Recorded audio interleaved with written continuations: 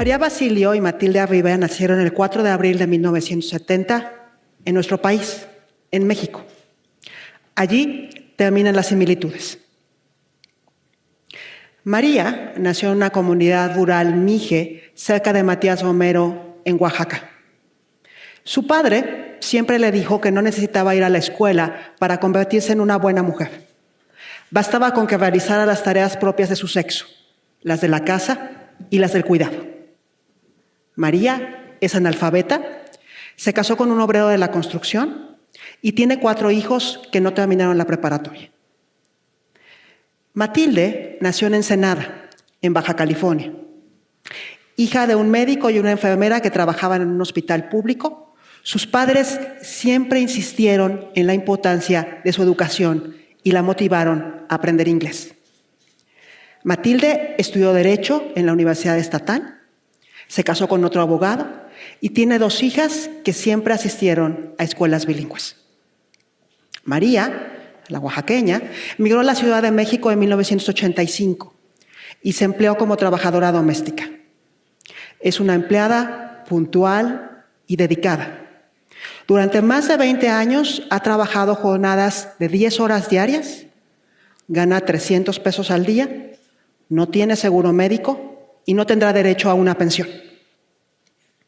Después de varios años de trabajar en Estados Unidos, el esposo de María ha tenido muchas dificultades para encontrar un empleo de buena calidad de regreso a México.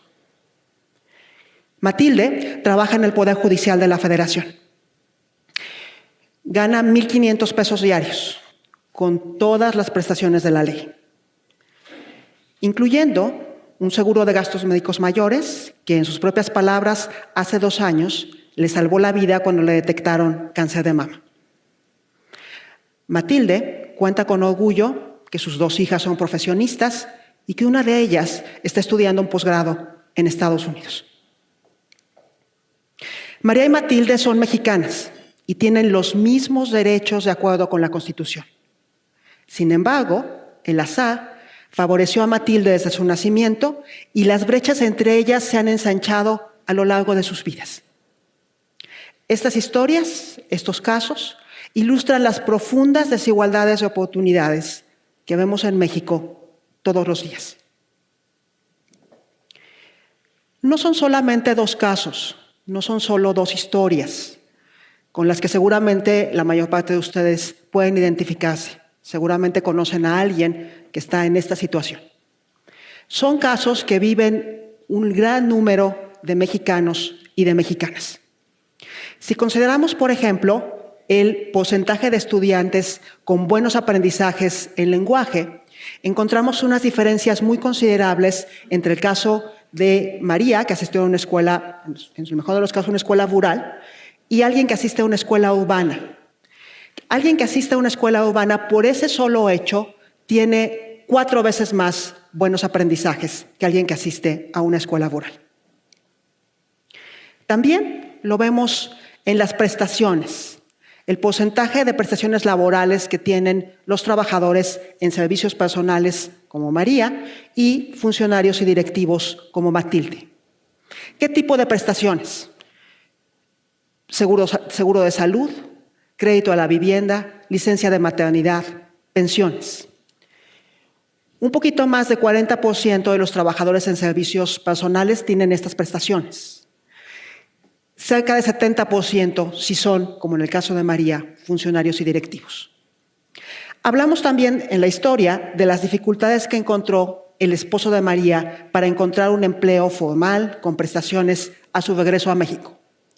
Ahí también hay una diferencia entre hombres y mujeres. Los hombres, 39% nada más, pueden emplearse en un trabajo con prestaciones frente a un poquito más de 50% con las mujeres. En suma, esto nos habla de una movilidad social muy limitada. Las personas que nacen en el 20% del nivel socioeconómico más bajo tienen, en el caso de las mujeres, solamente el 55% de probabilidad de moverse a otro de esos quintos, de esos quintiles, usualmente al segundo, en el mejor de los casos al tercero. Los hombres tienen mayor posibilidad, 75%, de moverse del primer quintil, el que está en mayor desventaja, al segundo, tercero u otro. Esto nos habla en general del enfoque sobre las desigualdades que hoy ofrece el Colegio de México. Para comenzar, queremos desarticular esta asociación casi automática que hay entre desigualdad y pobreza. Nos referimos a pobreza, generalmente llamamos pobres a las personas que están por abajo de cierto umbral, usualmente de ingreso. En desigualdades nos referimos a distribuciones asimétricas de oportunidades y de recursos. Hablamos también de desigualdades en plural, no nada más de la desigualdad de ingreso, sino en que enfatizamos las desigualdades que surgen por el lugar donde nace una persona, por su sexo, por sus oportunidades de acceso a la educación, al trabajo de calidad. Y finalmente, la historia ilustra la diferencia entre la igualdad formal, la que nos protege bajo la Constitución, y la igualdad sustantiva, la igualdad de oportunidades, la que no tuvo María. En realidad lo que miramos es que en la vida de María se acumulan, se entrecruzan una serie de desigualdades. Su ser mujer, su ser indígena, el no tener educación, el no tener acceso a un trabajo de buena calidad. En realidad, como muestran las escaleras, María tiene una vida mucho más difícil, con peldaños más separados que la que tiene Matilde. Como las desigualdades se entrecruzan y se acumulan, el informe que hoy ofrece el Colegio de México les presenta miradas interdisciplinarias para, ojalá, generar iniciativas innovadoras y efectivas que permitan abatirlas. En este informe participamos 11 investigadores, la mayor parte de los cuales nos acompañan hoy, desde 6 disciplinas distintas. Así, el Colegio de México, que ha sido pionero, ahora propone una visión innovadora sobre el tema de las desigualdades. El informe, que ya está disponible ahora mismo en versión digital y que les estaremos entregando a la salida, está organizado en 2 secciones. La primera llamamos legados de desigualdad e incluye 3 apartados: ingreso y movilidad, educación y trabajo. Aquí tratamos de recuperar las desigualdades estructurales, las que históricamente sabemos que todas estas personas sufren en México. También agregamos 2 nuevos temas, 2 que llamamos nuevos desafíos para la igualdad, vinculados en buena medida con el contexto internacional: los riesgos asociados al cambio climático y la migración. Cada una de estas 5 secciones está complementada, está atravesada por otras 2 dimensiones de la desigualdad: el género y el territorio. Y finalmente presentamos una revisión de cómo las plataformas de los partidos políticos y las coaliciones tratan el tema de las desigualdades y las propuestas que presentan. Ahora le voy a dar la palabra a la doctora Altamirano para que les cuente los 4 mensajes principales que ofrecemos en el informe. El informe tiene 4 mensajes sobre el estado de las desigualdades en México en 2018. El primero se deriva de la primera parte del informe, que se relaciona con los legados de desigualdad, aquellos que se manifiestan en la distribución del ingreso, en el ámbito educativo y en el ámbito laboral. Y aquí lo que observamos, tanto en términos de aprendizajes como en términos salariales, es que ha habido un cierre de brechas en los últimos años en México, pero este cierre de brechas es hacia la baja. Esto lo observamos analizando indicadores de educación, de aprendizajes y de resultados salariales desde el 2000. Y lo que observamos es que ha habido un deterioro en los resultados de los grupos que tradicionalmente habían obtenido buenos salarios y mejores aprendizajes. Pero aquí la clave que tenemos que tomar en cuenta es que este deterioro no ha significado, este cierre de brechas, este deterioro que viene acompañado de este cierre de brechas, no ha significado necesariamente una mejora sustancial de la situación de los grupos más desaventajados. En términos de la educación, en el ámbito educativo, el hallazgo del informe es que ha habido una ampliación muy importante de la oferta educativa, hay un mayor número de estudiantes que están en el sector educativo y esas son buenas noticias. Sin embargo, esto plantea dos retos muy importantes. Primero, una población estudiantil más amplia, pero también más heterogénea, con distintas necesidades educativas. Segundo, el gran reto de mantener la calidad en la medida en la que se aumenta la oferta. Y de hecho, si observamos la evolución de los aprendizajes y comparamos, por ejemplo, a los grupos con mayores ingresos, aquellos estudiantes que generalmente obtenían mejores resultados, vemos que ha habido un deterioro en los últimos años. Pero de nuevo, esto no ha venido acompañado necesariamente de una mejora de los puntajes de los grupos de los estudiantes que habían obtenido tradicionalmente menores resultados. Este fenómeno de cierre de brechas a la baja se observa muy claramente en el ámbito laboral. Pensemos cómo se trasladan las habilidades que aprenden los estudiantes en el ámbito educativo y cómo se traducen en salarios. Y aquí el escenario es similar. En esta gráfica están viendo la evolución de los salarios en los últimos años, a partir de 2000 y hasta 2017. Y estos son salarios por hora, salarios reales, de trabajadores según su nivel educativo. La línea roja de arriba muestra los salarios de aquellos trabajadores que cuentan con educación media superior o más. Y las tres líneas de abajo, los salarios de aquellos trabajadores que tienen menores niveles educativos. Observamos dos cosas. Primero, que a partir del 2011, después de la gran recesión de 2008, los salarios de los trabajadores con menores niveles educativos han permanecido estancados. El escenario es de poca mejora para estos grupos. Pero de manera notable, hay un descenso en el poder adquisitivo de los salarios de aquellos trabajadores que tienen más educación. Esta pérdida es de aproximadamente 30% en el periodo. De manera que los salarios entre distintos grupos de trabajadores con distintos niveles de calificación se parecen cada vez más, pero se parecen cada vez más a quienes ganan menos. Este fenómeno también lo observamos comparando, por ejemplo, grupos de trabajadores en el sector informal y en el sector formal. Vemos una convergencia hacia los salarios del sector informal y también entre ocupaciones, donde aquellos grupos que antes ganaban más, ahora tienen salarios similares a las ocupaciones que ganan menos. En suma, en aprendizajes y en salarios, nos estamos nivelando en México. Hay un cierre de brechas, pero este cierre es a la baja. El segundo mensaje se refiere al primer gran desafío para la desigualdad que identificamos en el informe. Y este tiene que ver con la gran transformación de los flujos migratorios entre México y Estados Unidos, con una gran proporción de mexicanos que después de vivir en Estados Unidos muchos años, ahora buscan insertarse social y económicamente en México. Y esto plantea un gran reto en términos de inclusión social para esta población mexicana que vuelve, que se está enfrentando a mercados laborales que, como ya vimos, se están precarizando cada vez más. Aquí el mensaje es, en primer lugar, que los migrantes de retorno en su conjunto son un grupo muy heterogéneo y de manera creciente se están insertando en mercados laborales precarios y en zonas con mayor rezago.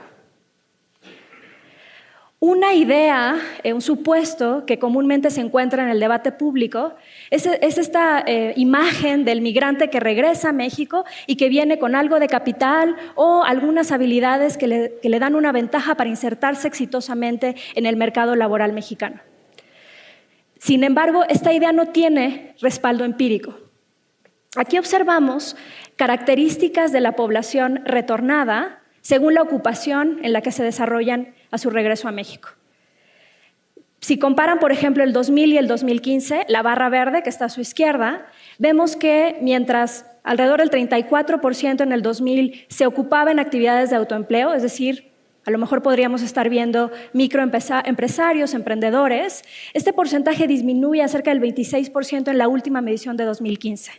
De hecho, la gran mayoría de los retornados, aquí estamos viendo a los hombres, se dedica a actividades laborales de manera asalariada como el resto de la población en México que no ha migrado. Por otro lado, vemos que estos retornados se están insertando en una manera importante en mercados laborales informales. Si miran las barras rojas, que son los trabajadores que están asalariados en el sector informal, vemos que encima del 40% están en el mercado laboral informal. De manera que el escenario, de nuevo, es de oportunidades laborales que no necesariamente son de calidad. Esto también lo podemos ver en términos de salarios. Y aquí, de nuevo, observamos un fenómeno de convergencia. En el 2000, podríamos ver que los migrantes que retornaban tenían cierta ventaja que se traducía en un diferencial de salarios. Las barras rojas muestran los salarios mensuales de los trabajadores retornados y las barras grises, los de la población que no ha migrado. Entonces, en 2000 vemos una ventaja. Sin embargo, a medida que la población de retorno ha crecido y se ha vuelto más heterogénea, esta ventaja ha desaparecido. Y en el 2015 claramente vemos una convergencia, cómo se parecen cada vez más los salarios de quienes migraron y retornaron y de quienes no migraron. Y de nuevo, esta convergencia es a la baja. El tercer gran mensaje se refiere al segundo desafío que identificamos para la igualdad, y este se deriva de los riesgos que vienen acompañados del cambio climático. Aquí el mensaje principal es que esta exposición, que México ya está enfrentando y seguirá enfrentando como otros países, tendrá efectos diferenciados para la población. De dos maneras. En primer lugar, va a profundizar las desigualdades existentes. Y en segundo lugar, va a generar nuevos ejes de desigualdad. A pesar de que las estimaciones sobre los efectos del cambio climático asociados a una elevación de los niveles del mar, altas temperaturas, precipitaciones extremas, se hacen generalmente en el mediano y el largo plazo, lo cierto es que ya estamos viviendo estos efectos en México. Aquí están viendo la evolución del número de desastres hidrometeorológicos como están reportados por Senapred, a partir de los 70s hasta el 2016, y vemos claramente cómo este número de desastres está aumentando. Esto ya es una realidad que estamos viviendo los mexicanos. En este mapa ilustramos cómo estos riesgos van a profundizar las desigualdades preexistentes. Aquí vemos a nivel municipal cómo se distribuyen los niveles de marginación, con colores más oscuros que corresponden a aquellos municipios que tienen mayor rezago. Por otro lado, los puntos indican la frecuencia en días de precipitaciones extremas que experimentan estas comunidades. Y aquí observamos un claro traslape entre niveles mayores de marginación y una mayor frecuencia de este tipo de precipitaciones extremas que están asociadas a una variedad de desastres como deslaves, inundaciones, que van a afectar de nuevo, de manera desproporcionada, a aquellas familias con menores recursos que tendrán menos posibilidades para adaptarse y para protegerse de estos nuevos riesgos, y también tendrán pérdidas materiales mayores. También el cambio climático va a generar nuevos ejes de desigualdad. En este mapa estamos ilustrando las proyecciones de cambios poblacionales, donde va a crecer y donde va a disminuir la población, con los colores oscuros señalando aquellos municipios donde va a crecer más la población, y con los contornos, en este caso morados, indicando aquellos municipios en donde se espera que habrá un aumento de temperaturas muy notable, de 35 grados o más, en la época de verano. Y aquí observamos que no es el sur, sino más bien el norte y las costas quienes estarán más afectados por estos incrementos en temperatura, que de nuevo están asociados a impactos muy claros para los hogares en términos de sequías, acceso a alimentos o acceso a agua potable. Y el gran reto aquí va a ser cómo proteger a esta población que antes no necesariamente estaba expuesta a este tipo de riesgos. Finalmente, queremos voltear a ver las propuestas de los partidos y las coaliciones en esta contienda electoral. Queremos explorar cómo se aproximan los documentos programáticos de partidos y coaliciones a las desigualdades, cómo las entienden, si las asocian solamente a ingreso y movilidad o si consideran su multidimensionalidad, y después qué tipo de propuestas proponen para abatirlas. En el informe encontrarán una revisión cualitativa cuidadosa de estos documentos programáticos, pero el hallazgo principal aquí es que cuando miramos las plataformas de los partidos políticos de manera individual y después los comparamos con las coaliciones a las que pertenecen en esta contienda, la posición que prevalece es la del partido más fuerte electoralmente en la coalición. En su conjunto, cuando los votantes se ponen a revisar las plataformas pensando en desigualdades y tratan de comparar las posturas de las distintas coaliciones, el escenario es de una dilución de las diferencias. ¿Por qué esto es importante para nosotros como votantes? Porque sabemos que en democracias necesitamos identificar en qué se parecen y en qué están en desacuerdo las ofertas electorales. Esto aumenta la información que tenemos para tomar decisiones como votantes. Cuando no existen muchas diferencias, las aproximaciones son poco claras y no sabemos bien qué propone cada quien, no estamos equipados, no tenemos el mejor nivel de información para tomar nuestra decisión. Y esto lo ilustramos con un primer indicador y de nuevo el informe profundiza de manera cualitativa en esto. Mostramos la frecuencia de menciones de la palabra desigualdad solamente como una primera idea, una primera aproximación a qué peso tiene el tema en los documentos programáticos de partidos y de coaliciones. Revisamos cada documento de manera independiente. Y aquí observamos que, si bien se observan diferencias entre partidos, a la hora de considerar los documentos de la coalición, estas diferencias se pierden y más bien estamos en un contexto, en un escenario de pocas diferencias entre las opciones de las coaliciones que se presentan en la contienda.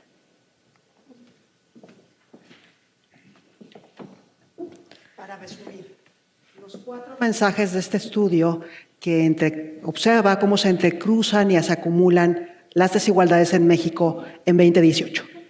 Las brechas en aprendizajes y en salarios se están cerrando a la baja.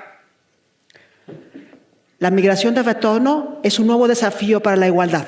Las personas que vienen de regreso a Estados Unidos están teniendo grandes dificultades para integrarse al mercado laboral y socialmente. 3. Los nuevos riesgos climáticos tienen efectos desiguales. Las inundaciones, las altas temperaturas, las lluvias abundantes van a profundizar las desigualdades existentes y a crear nuevas. Y finalmente, en desigualdades, las diferencias ideológicas entre las coaliciones electorales se diluyen y esto hace más complicado la decisión para votar. A futuro, ¿a qué aspira el Colegio de México con este estudio que ofrecemos hoy a la sociedad, a los medios de comunicación y a los partidos políticos? Nuestro objetivo es posicionar el tema, un tema que nos parece fundamental, probablemente el más importante en la agenda pública, más allá de la coyuntura electoral. Aspiramos a contribuir a formular intervenciones públicas que consideren el entrecruzamiento y la acumulación de las desigualdades, a intervenciones que distingan entre segmentos, que no aspiren a con una sola política resolver problemas tan complejos como la desigualdad de género, la desigualdad de origen, la desigualdad en el acceso a la educación y el trabajo de calidad. Como sociedad, podemos evitar que los orígenes sociales de las personas en desventaja determinen la mayor parte de su futuro, como ocurrió con María. Necesitamos tomar acciones para lograr que los derechos que la Constitución otorga a todas las personas nacidas en México se conviertan en oportunidades de vida verdaderas.